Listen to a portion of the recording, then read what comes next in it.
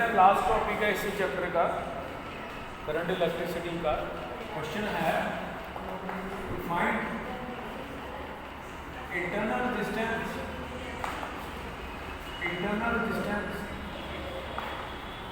Of a cell using potentiometer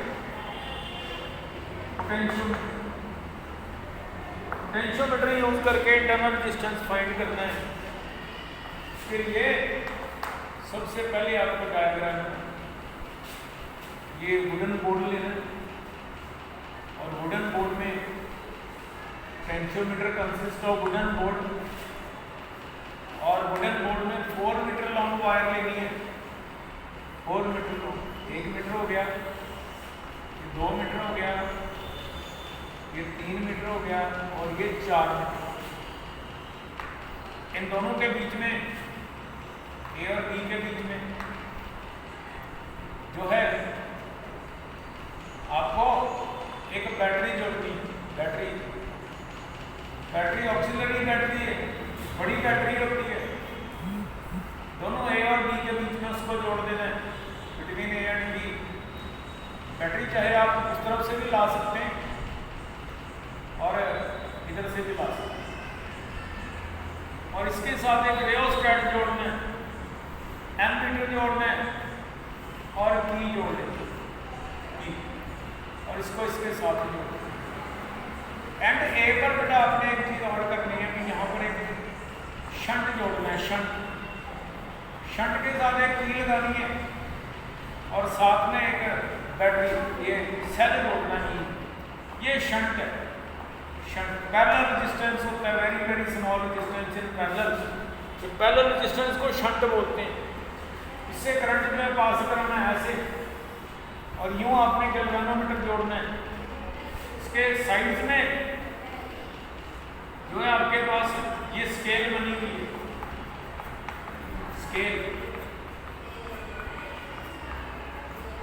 scale जो है ये लेंथ मेजर करने के लिए गैल्वेनोमीटर के साथ जॉकी जोड़नी है और नल पॉइंट L1 और L2 दो पोजीशन पे नल पॉइंट निकालना है। ये वुडन बोर्ड लकड़ी का फट्टा होता है। ये कॉपर स्ट्रिप है। कॉपर स्ट्रिप का जो है ना रेजिस्टेंस बहुत कम है। ये कॉन्स्टेंटन वायर है, कॉन्स्टेंटन मैग्नेटिक वायर, क्योंकि इसका अल्फा बहुत स्मॉल है। ये सेल है और ये डायरेक्शन जरूर देनी करंट की। ऑक्सिलरी बैटरी AUXI बड़ी बैटरी है, सेल से बड़ी होती है ये बैटरी। ये की लगी, एमीटर लगा, रियोस्टेट लगा, एमीटर की। ये कांस्टेंटन वायर है।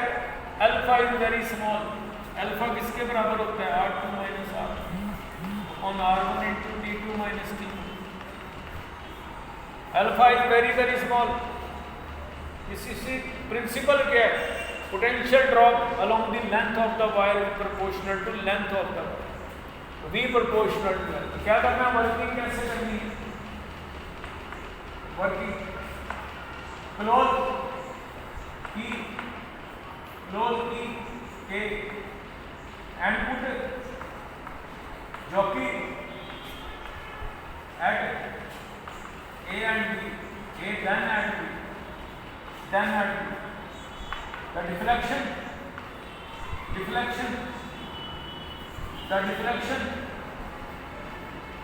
in galvanometer should be opposite only. Check by putting a distance from shunt also. Shunt में सिर्फ distance लेना, resistance box में। Yes. Now close key A only and find null point find it. Null. Let it be at L1 EMF of the cell, EMF मिल जाता है इससे आपको, EMF of the cell E proportional to L1 और E is equal to KL1। ये number 1 डाल दीजिए, E is equal to KL1। Then close कि K एंड K1 बोथ दोनों को क्लोज कर। Point null point, again null point मैंने galvanometer में 0 रीडिंग आनी चाहिए। Null point again let it be at L2, then it gives potential difference। क्यों?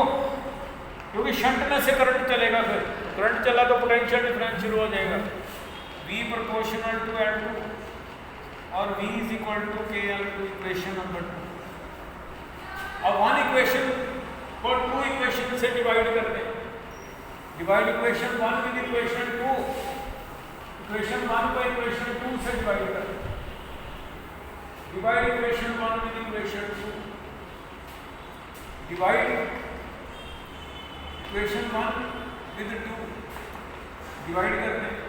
E upon V is equal to KL1 upon KL2, K से K cancel करते हैं, number 3 का। E किसके इक्वल होता है? I into R plus R, यहाँ S plus R लिखना है, S शंट है। I is equal to S plus R। Divide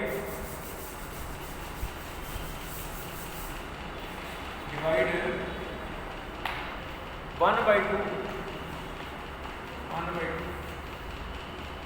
E upon V is equal to KL1 upon KL2, divide करते हैं, इससे काट के नंबर 3 है। E is equal to I into S plus R and V is equal to IS। Ohm's law लगाना है, IS माने IR, इसको पुट करते हैं यहाँ पर। I into S plus R upon I into S, L1 upon L2, I से I cancel कर, क्रॉस मल्टीप्लाई कर दो, ये आ गया S into L2 plus R into L2 is equal to S into L1। हमें R निकालना है, R L2, SL1 minus SL, common ले लो S, L1 minus L2, R कितना निकला? S into L1 minus L2 upon L2, ये आपका R निकल गया, internal distance of the cell. ऐसे फाइंड आउट करना है, प्रैक्टिकल में भी आपने इसको करना है। इसका फार्मूला पक्का याद रख लेना क्या आता है।